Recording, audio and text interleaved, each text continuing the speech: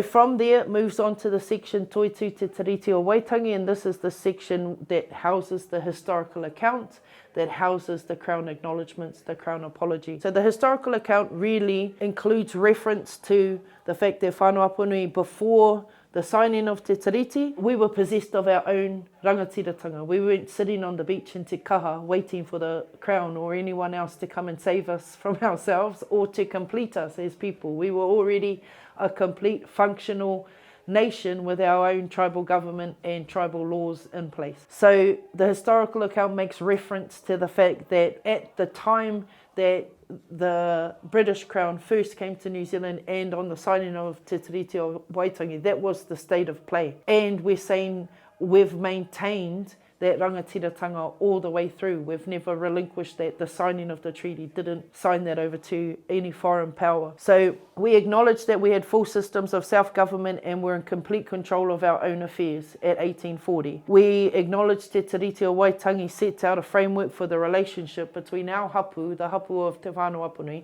in their sovereign capacities, and the British Crown at that point. Although we had little contact with the Crown at the beginning of the treaty relationship, they were busy in Wellington exercising authority that was contrary to the agreements that they had made with our people. And then we talk about Te Tūrekai Whenua, the importation of a new land regime for this country that then took our customary ways of holding land and converted them into land titles and land shares and set up the native land court system and really disrupted and undermined and dismantled our tribal way of holding land and authority and impacted on our collectives and the way that we socially organised. So those things are all captured in the historical account. It makes for some gruesome reading at times. It talks through in the historical account about the Crown's land purchases and some of the dealings that went on that were in the Crown's mind less than ideal, but in our mind quite devious and undermining that relationship that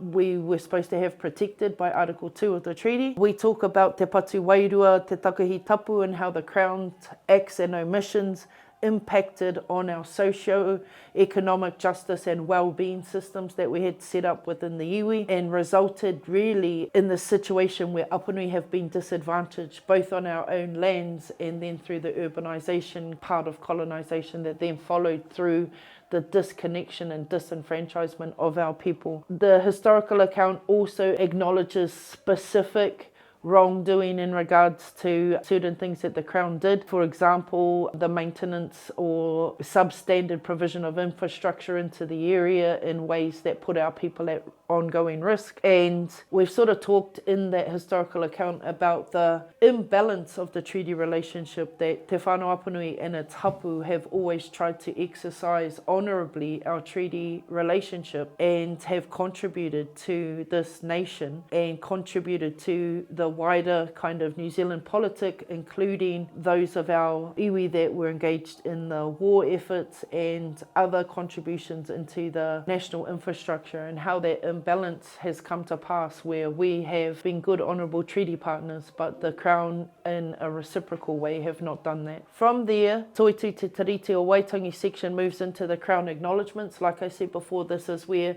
the Crown go through all of the alleged breaches that we've put in front of them and pick out those of the alleged breaches that they will cough to, that they'll acknowledge. It hasn't been the whole suite of allegations against them that they've been prepared to admit. Some of that is not because there's not evidence for it. Some of that's because it reflects the politics of the day. And there's certain things that the Crown, in their capacity as coloniser, are not able to admit because it attacks sort of the heart of their colonial fictions. So they sit out there. We've still put them there as our allegations against the Crown, and we've owned those statements. But where the Crown have been able to meet us, they've made specific acknowledgements. I'm going to read through those acknowledgements so that you can get the flavour of them, but it's also very important, again, part of our ongoing iwi story, to ensure that where the Crown acknowledges their wrongdoing and their impact on our people over multiple generations, that's not just signed away and put on a shelf somewhere and collect dust and nobody see it again.